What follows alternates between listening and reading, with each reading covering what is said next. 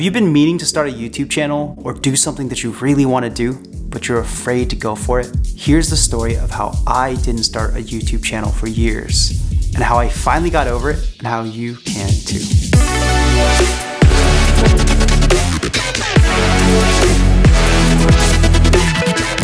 What's up, my super troopers? If we haven't met yet, I'm Peter. I'm a venture capitalist turned content creator here in San Francisco.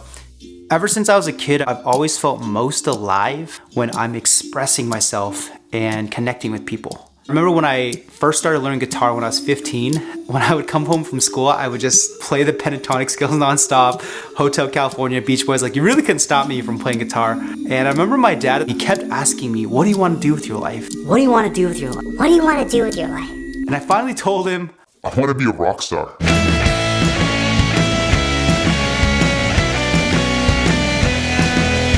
Fast forward, it was my first year in Berkeley, and I announced to all my dorm mates in our first hall meeting that I was starting a band. And then slowly I got pulled into business, and I was really into it actually. And I went down this more traditional path, this more stable path, a path that everyone expected me to do. I started expressing myself less and less. After college, I got the most stable and prestigious job I could find by being an investment banker at Goldman Sachs. I started to lose that creative voice inside of me, the part that wanted to just express all of me in my life, to bring my full self to my life.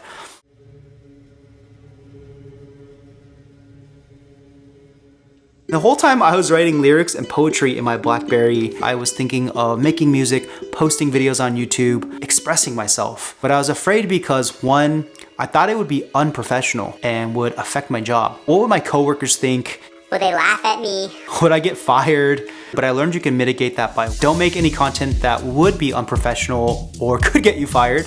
It actually might help you develop better relationships and more authentic relationships with your coworkers. They might actually think it's really cool that you're doing something creative. And if it's about your industry, it could actually help you accelerate your career and build your own personal brand of excellence. 2, what if I failed? What would people think? No one cares about what you're doing. I remember going to this hip hop dance class and the instructor was like, follow me. And he did this crazy body roll. And then I was like, I don't want to do that. That's super embarrassing. And then I realized that everyone in the class was so focused on trying to just get their own move right. They weren't looking at me doing my body roll. B, your real friends will support you no matter what.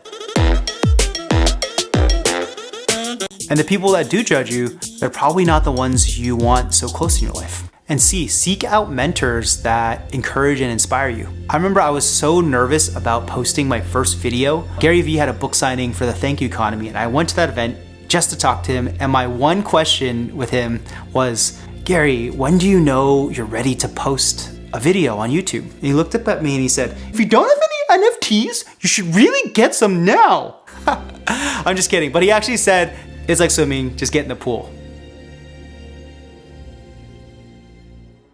And 3, the last big thing that was blocking me was I didn't have time. And one way I learned to mitigate that is to set a timer. There was this audition for this Asian American artist showcase coming up called Collaboration SF. The deadline to post your audition video was on April 24th. So I knew I had about a month to post the video. It really forced me to just squeeze in anytime I could after work at night or on the weekends. It was all the way up to that deadline on that Friday. I almost didn't make the cutoff, but I finished my first song and my first YouTube video and posted it to YouTube. Posting that first YouTube video was one little step of me starting to listen more to that inner voice and less to that fearful voice. What's up, everybody? It's Peter Sue here.